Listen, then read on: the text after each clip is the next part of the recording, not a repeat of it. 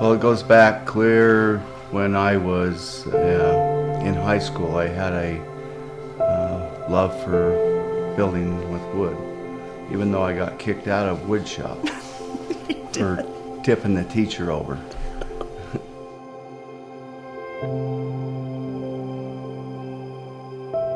I was doing doors before I actually quit, and I got to the point where I was gone working all the time, either at Nucor or in my little chicken coop shop that I had. And she said one or the other, and so that's when I decided I was going to quit Nucor.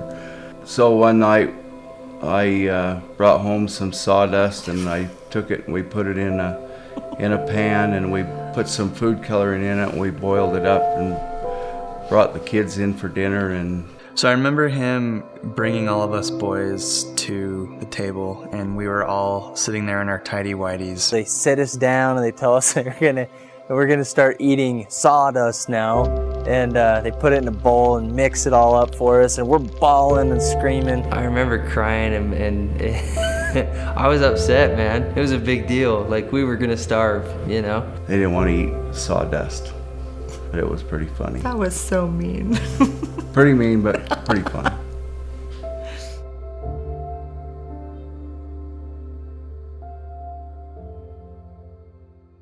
If I'd have known what I was getting into, I never would have done it. The first month that we was in business, the guy took out bankruptcy, took us for everything that we had done that month. And so we started out in the hole. I remember when our first month in business, we decided we had already planned a trip to Disneyland.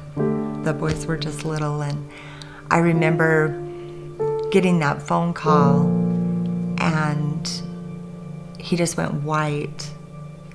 And I thought, oh, something's bad. God, you could just see it on their faces. They were devastated. Dad was physically ill, I think, and they knew that they were in trouble. They were toast. What were they going to do? How are they going to be able to pay these bills now? He had just lost bad debt in a big amount, and I don't think he knew how he was even going to keep the business alive. There were a lot of hard times. I remember as a kid growing up, my dad was always having to work late nights. I would tuck the boys all in bed, and he would be out there till 2 or 3 o'clock in the morning. Yeah, so every morning I would go out to work, and I would look at what had to be done for the day and the timelines that they had to be done and the orders that I didn't have ready, and it would make me sick to my stomach. I would go into the bathroom, I would throw up, and then I would just go out and go to work and make it happen. And it didn't matter how many hours it took, that's what it took. And I had to keep my customers happy. I had to deliver on time.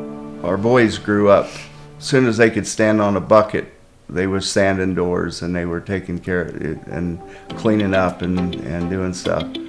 And so I never thought that any of our boys would want to stay in the business because they all hated it so bad.